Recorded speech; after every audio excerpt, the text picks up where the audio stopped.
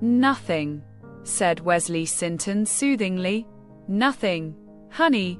That was just one of them fool things a man says, when he is trying his best to be wise. You see, she loved him mightily. And they'd been married only a year, and what she was loving was what she thought he was. She hadn't really got acquainted with the man yet. If it had been even one more year, she could have borne it. And you'd have got justice. Having been a teacher, she was better educated and smarter than the rest of us, and so she was more sensitive like. She can't understand she was loving a dream. So I say it might do her good if somebody that knew could tell her, but I swear to gracious, I never could.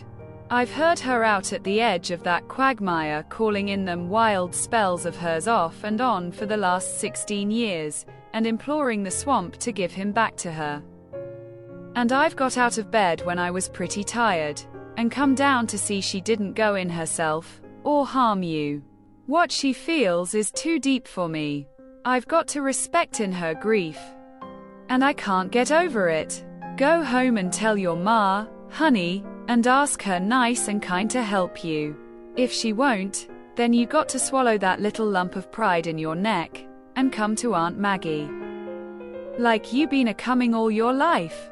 I'll ask Mother, but I can't take your money, Uncle Wesley, indeed I can't. I'll wait a year, and earn some. And enter next year. There's one thing you don't consider, Elnora, said the man earnestly. And that's what you are to Maggie. She's a little like your ma. She hasn't given up to it. And she's struggling on brave. But when we buried our second little girl, the light went out of Maggie's eyes, and it's not come back. The only time I ever see a hint of it is when she thinks she's done something that makes you happy, Elnora. Now, you go easy about refusing her anything she wants to do for you.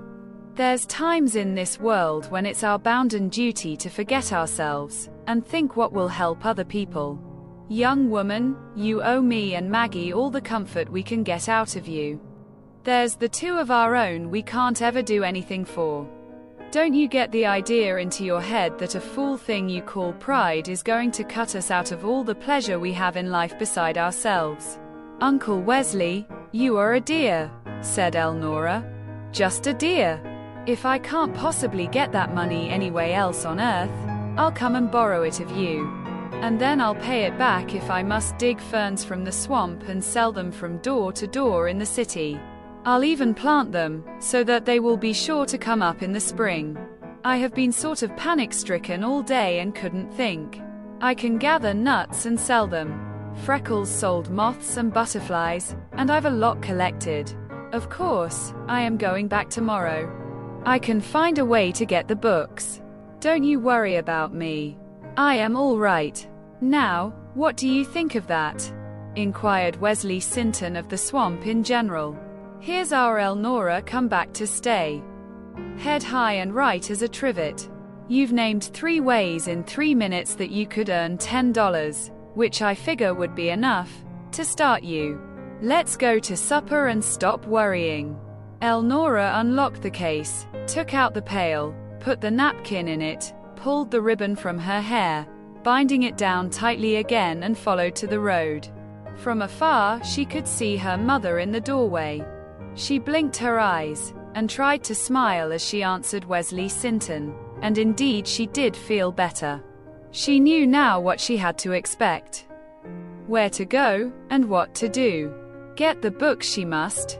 When she had them, she would show those city girls and boys how to prepare and recite lessons, how to walk with a brave heart. And they could show her how to wear pretty clothes and have good times. As she neared the door, her mother reached for the pail.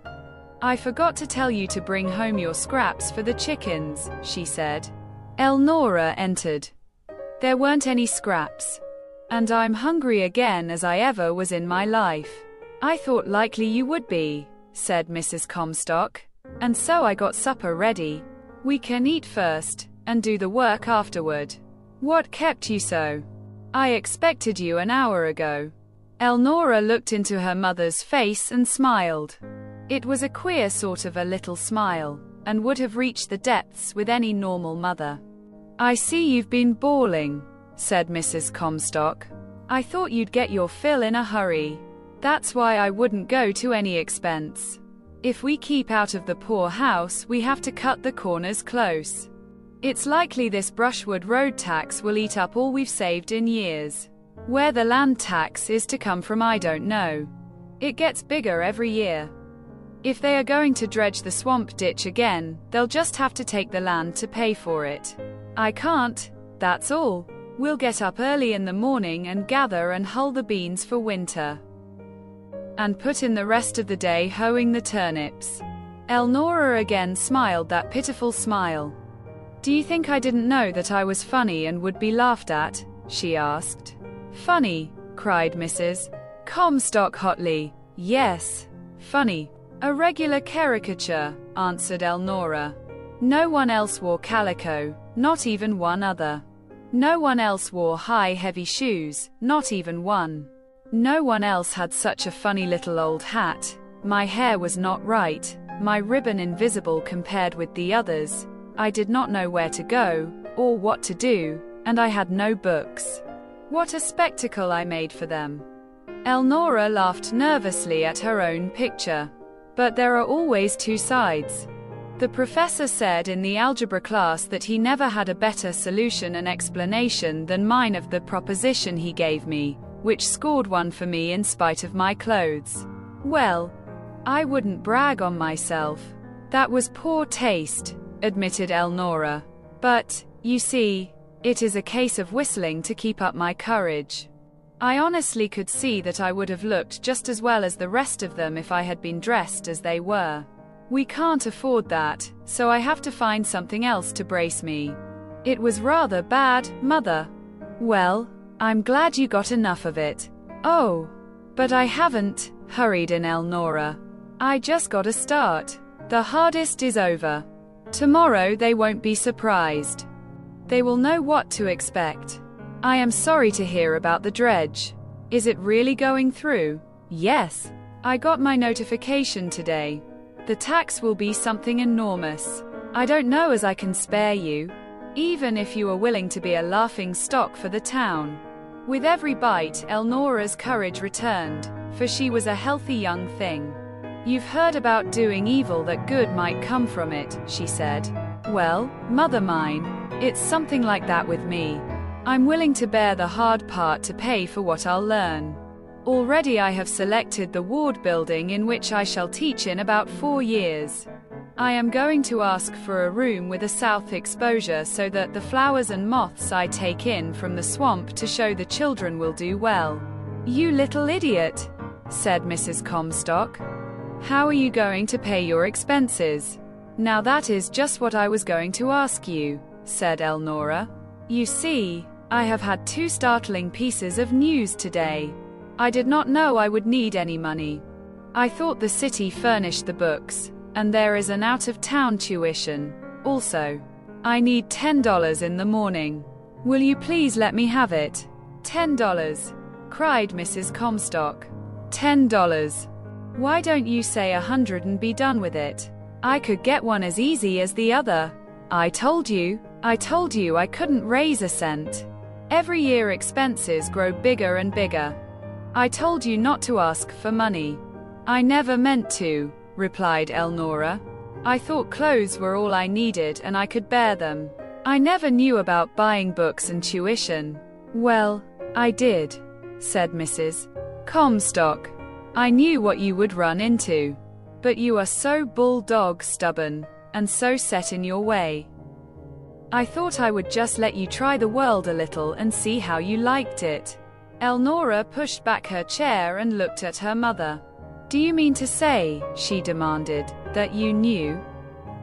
When you let me go into a city classroom and reveal the fact before all of them that I expected to have my books handed out to me, do you mean to say that you knew I had to pay for them?" Mrs. Comstock evaded the direct question. Anybody but an idiot mooning over a book or wasting time prowling the woods would have known you had to pay. Everybody has to pay for everything. Life is made up of pay, pay, pay. It's always and forever pay. If you don't pay one way, you do another. Of course. I knew you had to pay. Of course. I knew you would come home blubbering. But you don't get a penny. I haven't 1 cent, and can't get one. Have your way if you are determined, but I think you will find the road somewhat rocky. Swampy, you mean, mother, corrected Elnora. She arose white and trembling. Perhaps some day God will teach me how to understand you. He knows I do not now. You can't possibly realize just what you let me go through today. Or how you let me go, but I'll tell you this. You understand enough that if you had the money, and would offer it to me, I wouldn't touch it now. And I'll tell you this much more. I'll get it myself. I'll raise it, and do it some honest way.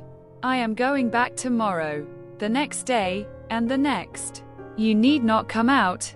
I'll do the night work. And hoe the turnips.